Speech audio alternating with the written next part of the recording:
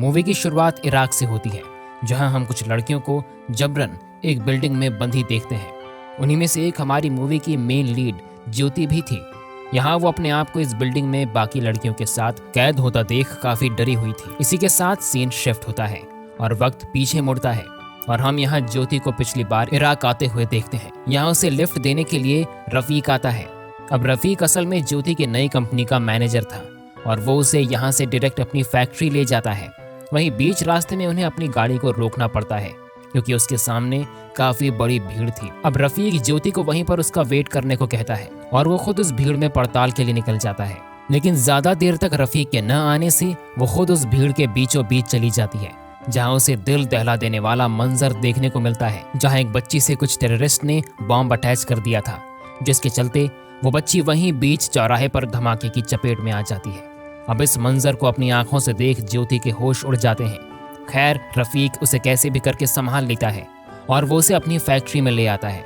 यहाँ फैक्ट्री की ओनर ज्योति को एक दिन तक आराम करने की नसीहत देती है, जिसके बाद रफीक उसे अपने कमरे को दिखाने चला जाता है। वहीं हमें ज्योति का पास्ट भी देखने को मिलता है, जहाँ वो एक एयरपोर्ट पर काम किया करती थी, लेकिन एक दिन किसी व्यक्ति की लड़ाई की वजह से उसे अपनी जॉब को खोना पड़ा। वहीं ज्योति को अपने घर संभालने के लिए एक नौकरी की जरूरत थी, इसलिए वो जॉब एजेंसी पहुंच जाती है, जहां उसे काफी मशक्कत के बाद इराक में एक वैकेंसी का मालूम पड़ता है। अब कोई भी चारा न होने पर उसे इराक की नौकरी एक्सेप्ट करनी पड़ती है। अब वहीं अपने जॉब वाली बात को ज्योति अपनी माँ के साथ भी शेयर करती है।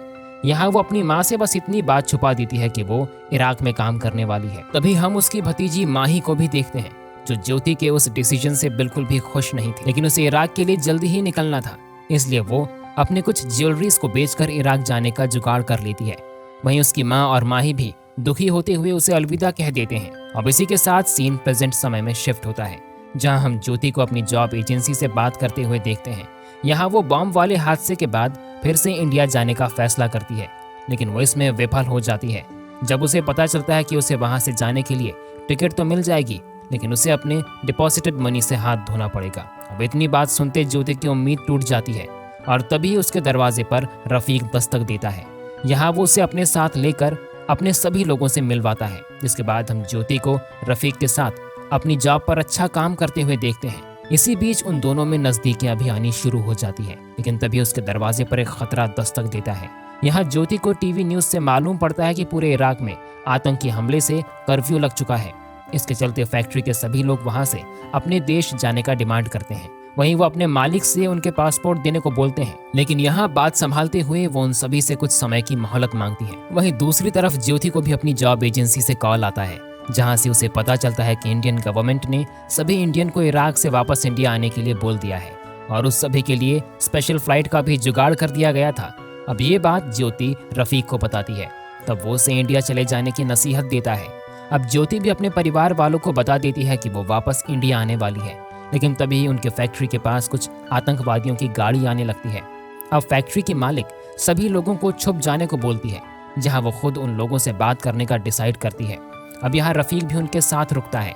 तभी वो आतंकवादी उन लोगों के पास आ जाते हैं और उन्हें अकेले में ले जाते हैं। यहाँ वो बाकी छुपे हुए लोगों के बारे में बताने को कहते हैं, लेकिन फैक्ट्री की मालिक उन्हें कुछ भी नहीं बताती, जिसके बाद वो उसे वहीं पर मार देते हैं।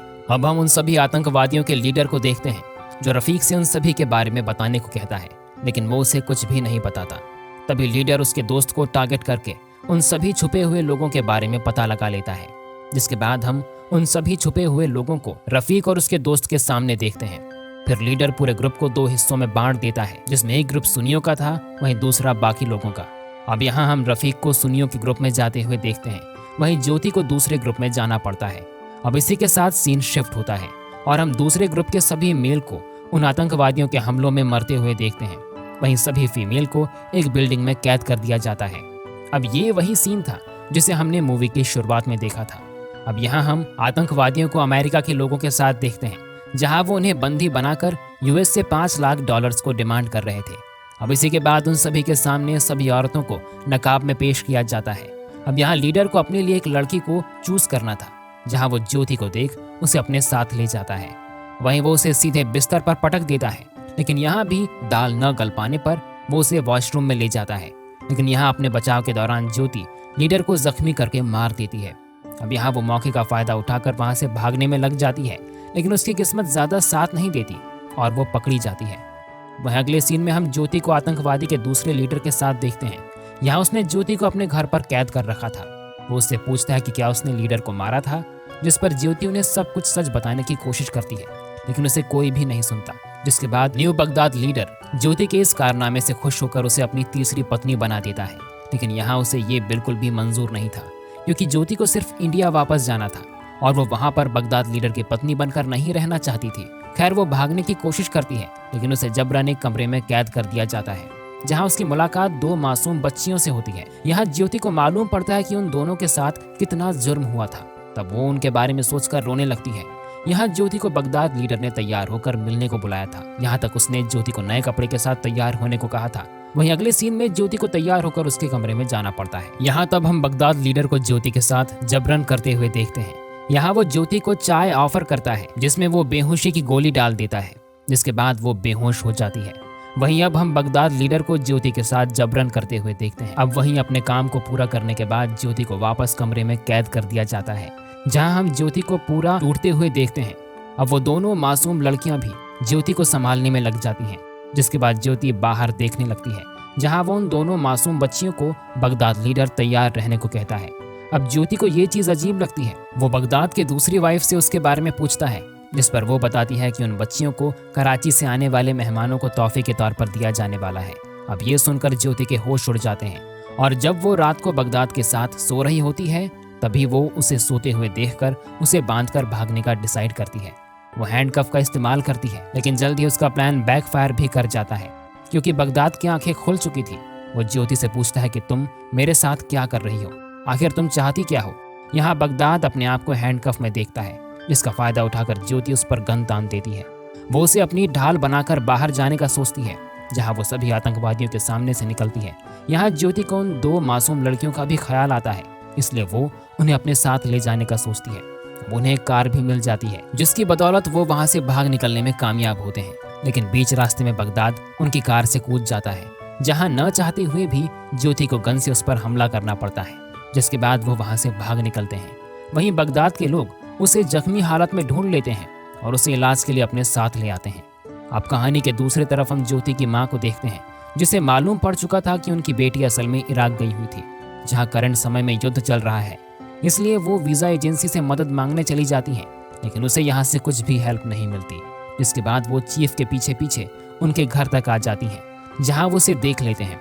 वो उससे पूछते हैं कि आप लोगों को मुझसे क्या हेल्प चाहिए, जिस पर ज्योति की माँ बोलती है कि उनकी बेटी ज्योति इराक में काम करने गई थी, लेकिन वो अभी तक वापस इंडिया नहीं आई।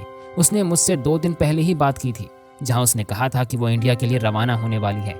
अब ये बात चीफ सुनता है और वो रिप्लाई देता है कि मैं एक छोटा सा गवर्नमेंट एम्प्लॉय हूँ और मैं आपकी कोई भी सहायता नहीं कर सकता। लेकिन ज्योति की माँ उससे फरमाइश करती है, जिस पे वो कुछ करने का सोचता है। जिसके बाद हम ज्योति की माँ को जर्नलिस्ट के सामने देखते हैं, जहाँ वो अपनी बेटी के बारे में बताती है। वो कहती है कि मेरी बेटी इराक में काम करने गई थी, लेकिन वो वहां से अभी तक वापस नहीं आई है, इसीलिए मैं गवर्नमेंट से मदद मांगना चाहती हूँ। अब इस बात को पूरे टीवी पर दिखाया जाता है। वहीं दूसरी तरफ ज्योति भी उन 2 मासूम बच्चियों के साथ बॉर्डर के पास पहुंच जाती है, जहां बगदाद के लोगों को भी मालूम पड़ जाता है कि ज्योति बॉर्डर पर पहुंच चुकी है। तभी हम बगदाद की दूसरी वाइफ को देखते हैं, जो अपने लोगों से कहती है, मुझे वो लड़की किसी भी हालत में चाहिए, इसलिए तुम लोग ज्योति की फोटो को सेंड करके कंफर्म करो कि वो वही लड़की है या नहीं। अब इसके बाद ज्योति को भी भनक लग चुकी थी कि बगदाद के लोग उसे ढूंढते हुए वहां आ चुके हैं, इसलिए वो वहां से चुपके से निकल जाती है। अब हम ज्योति को एक्शन सीन में देखते हैं, जहां वो सभी आतंकवादी से बचती है और तभी उसकी कार गड्ढे में फंस जाती है, लेकिन वो हिम्मत करके कैसे भी अपने आप को बचा लेती है। जिसके बाद आखिर में उसका पीछा एक कार करने लगती है, लेकिन जल्द ही ज्योति अपनी जान बचाकर दूसरी बॉर्डर पर पहुंच जाती है, जहां हम ज्योति को सेफ देखते हैं। जिसके बाद ज्योति को अपनी माँ से बात करने का मौका मिलता है। वो उन्हें बताती है कि मैं अब बिल्कुल सेफ हूँ और मैं जल्द ही इंडिया वापस आ जाऊंगी। अब ये सीन एक इमोशनल सीन में तब्दील हो जाता है।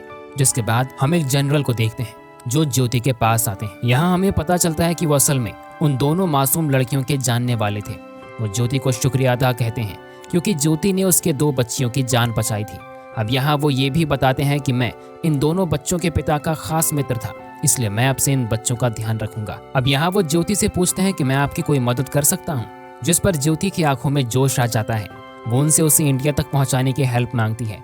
वो ज्योति को नकली पासपोर्ट के साथ इंडियन फ्लाइट में बैठने को कहते हैं, लेकिन इसी के साथ वो उसे कुछ अरेबिक वर्ड्स भी सिखाते हैं। वह इंडियन एम्बेसी को ज्योति के बारे में मालूम पड़ चुका था, इसलिए वो उसको सेफली इंडिया लाने में हेल्प करने लग जाते हैं। जिसके बाद हम ज्योति को एक नए नाम के साथ देखते हैं, जो कि मरियम था। अब यहाँ उसे एक बस के जरिए एयरपोर्ट ले जाया जाता है, जहाँ जांच के दौरान ज्योति को अपना आईडी दिखाना पड़ता है। लेकिन इंडियन एम्बेसी को एक बात हैरान कर देती है। एक आदमी का कहना था कि हमारी इंडियन फ्लाइट में 72 लड़कियों में कहीं भी मरियम लड़की का नाम नहीं है। अब ये सुन एम्बेसी वाले जल्दी से मरियम के नाम को इस फ्लाइट में डालने का सोचते हैं। वहीं चेकिंग के दौरान सिस्टम पर किसी भी मरियम का नाम नहीं आता, जिससे उसकी दोबारा पड़ताल की जाती है। लेकिन इस बार मरियम का नाम दिख जाता है। वहीं बगदादी का एक आदमी ज्योति को पहचान लेता है, इसलिए वो अपने लोगों को एयरपोर्ट पर आने को बोलता है। जहां अगले सीन में हम बगदाद को वहां पर आते हुए देखते हैं, जहां उसे मालूम पड़ता है कि उनके लोगों ने पूरे एयरपोर्ट पर कब्जा कर लिया था। इस वजह से ज्योति का वहां से भागना मुश्किल था। अब वो सभी उसे ढूंढने निकल पड़ते हैं।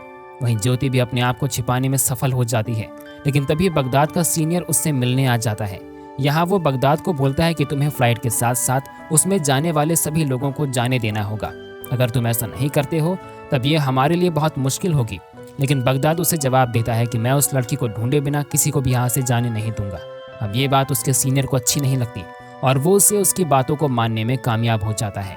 अब इसके चलते ज्योति अपनी फ्लाइट मिस करने वाली थी, लेकिन तभी उसके रेस्क्यू के लिए रफीक वहाँ आ जाता है और वो उसे कहता है कि तुम्हें यहाँ से उस फ्लाइट तक जाना होगा, क्योंकि यही तुम्हारा आखिरी चांस है। अब यहाँ ज्योति उसकी बातों को सुनकर फ्लाइट की तरफ कूद पड़ती है।